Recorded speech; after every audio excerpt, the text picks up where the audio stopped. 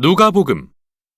앞 영상에서 우리는 누가가 세례 요한과 예수님을 이스라엘 이야기의 완성이자 하나님의 언약의 성취로 묘사하는 것을 보았습니다.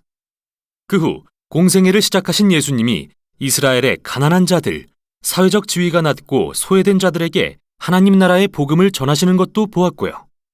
예수님은 이른바 거꾸로 된 하나님 나라에서는 우리의 모든 사회적 가치가 뒤바뀐다고 가르치셨고, 이 단락의 절정에 이르러 누가는 예수님을 예루살렘에서 죽으심으로써 새로운 출애굽을 일으키실 새로운 모세로 묘사했죠. 이제 이 책의 중간 단락을 살펴볼 차례입니다. 예수님이 새롭게 세우신 이스라엘을 이끌고 예루살렘으로 향하십니다. 이 부분은 주로 예수님이 길 위에서 만난 다양한 사람들에게 비유로 가르치시는 내용이고, 그분을 따르는 제자의 수는 늘어갑니다.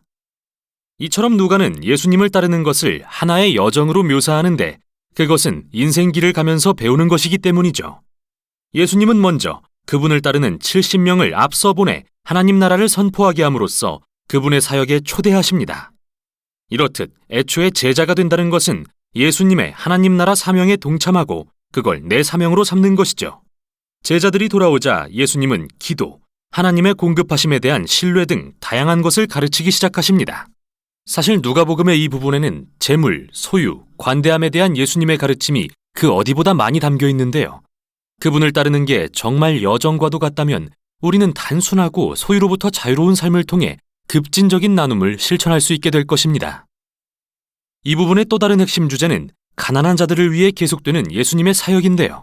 그분은 이동 중에도 계속해서 새 이스라엘을 세우시며 아프고 눈먼 자들에게 다가가십니다.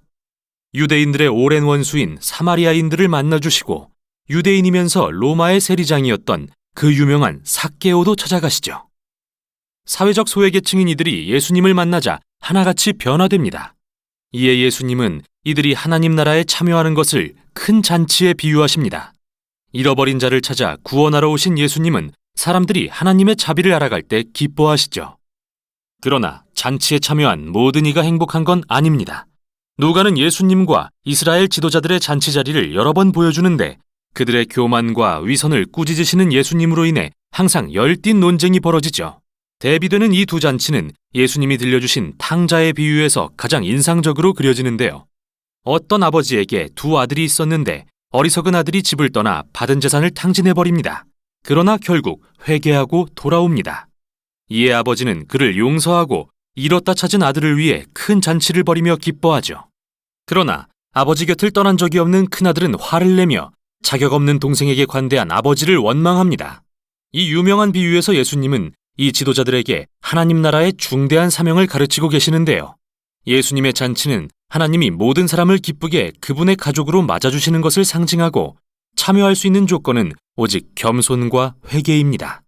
이렇게 예수님과 그분의 거꾸로 된 나라를 거부하는 이스라엘 지도자들의 비극이 강조되고, 예수님에 대한 그들의 저항은 늘어만 갑니다. 예수님이 유월절을 맞아 마침내 예루살렘에 이르시는데 가까이에 오셔서 그 성을 보시고 우십니다. 제자들은 그분을 메시아 왕으로 환호하지만 이스라엘 지도자들은 그분을 비난합니다.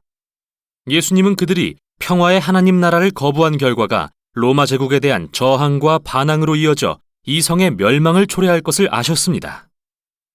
예수님이 성전에 뛰어들어가 동물 파는 상인들을 내쫓고 제사를 중지하신 것은 바로 예루살렘의 멸망에 대한 상징적 행위이죠. 또 기도하는 집이 강도의 소굴이 되었다 하시며 성전의 파괴도 예언하십니다. 이러한 행동은 당연히 예수님과 이스라엘 지도자들 간의 일련의 논쟁을 불러왔고, 예수님은 결국 로마 군대가 이 성을 포위하는 날이 올 것이라고 예언하십니다. 한 세대 내에 예루살렘 성과 성전은 폐허가 될 것입니다. 그 후 물러나신 예수님은 제자들과 유월절 식사를 하십니다. 이는 이스라엘의 연례절기로서 어린 양의 죽음을 통해 노예에서 해방된 것을 상징하는데, 예수님은 이 식사의 빵과 포도주를 새 출애굽에 대한 새로운 상징으로 바꾸십니다. 그분의 찢기신 몸과 흘리신 피를 통해 새 이스라엘을 해방하실 거라고 말이죠. 식사 후 예수님은 잡히시고 유대 지도자들에게 신문당한 뒤 자신을 왕이라 주장했다는 죄목으로 재판받으십니다. 누가는 예수님의 무죄를 강조합니다. 로마 총독 빌라도는 여론에 굴복하기 전까지 3번이나 예수님의 무죄를 주장하고, 갈릴리 분봉왕 헤롯도 예수님의 죄를 발견하지 못합니다. 그러나 유대 지도자들은 끝내 빌라도를 강요해서 그분을 십자가에 못 박게 만들죠. 예수님은 고통 속에 죽으시면서까지 자신이 그토록 가르쳤던 하나님의 사랑과 자비를 구현하십니다. 하나님께 자신을 못 박은 군인들을 용서해달라고 구하시고 함께 매달린 죄수 중 하나가 그분이 누구신지 깨닫고 주님의 나라에 임하실 때 저를 기억해 주세요 라고 말하자 그분의 마지막 말씀은 수치스러운 죄수에게도 소망을 줍니다. 오늘 내가 나와 함께 낙원에 있을 것이다. 예수님은 이 자비와 친절의 행동을 끝으로 숨을 거두십니다.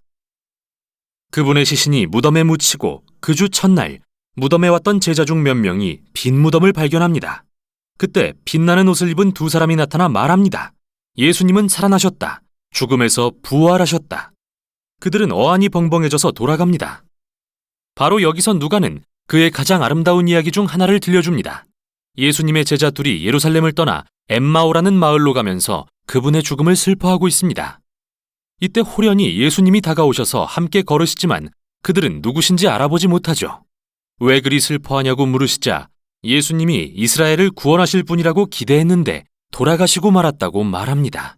모두 수포가 되었다면서요. 그런데 잠시 후 예수님이 그들과 식사를 하시며 마치 유월절에 그러셨듯이 빵을 떼어주십니다. 그리고 그들이 예수님을 알아본 순간 사라지십니다. 누가는 이 이야기를 통해 예수님을 따른다는 것의 핵심을 강조하고 있는데요. 제자들은 예수님이 누구신지에 대한 자신의 의도와 관점만을 고집할 때 그분을 알아볼 수 없었습니다. 그러나 십자가에서 찢기심으로 자기 희생의 사랑의 전형이 되신 예수님, 거꾸로 된 그분의 나라에 복종할 때 우리는 비로소 진짜 예수님을 보고 알 수 있습니다. 이 책의 결말 역시 식사 장면인데요.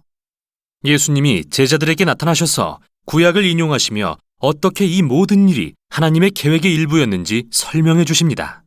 메시아가 이스라엘의 죄를 위해 고난과 죽임을 당한 후 악을 이기고 부활해 그들의 왕이 될 것이라는 계획 말이죠. 그래서 이제 2장의 시므온 선지자의 예언대로 예수님의 나라는 이스라엘을 넘어 온 세상을 향합니다. 열방에 하나님의 죄사함이 선포되고 모든 이가 예수님을 따르는 일에 초대되도록 말이죠. 그러나 예수님은 제자들에게 이 새로운 사명을 위해 성령의 능력을 입을 때까지 예루살렘에 머물러 있으라고 하십니다. 이어지는 누가의 두 번째 책인 사도행전을 읽어보지 않을 수 없겠죠. 우선 여기까지 누가복음이었습니다.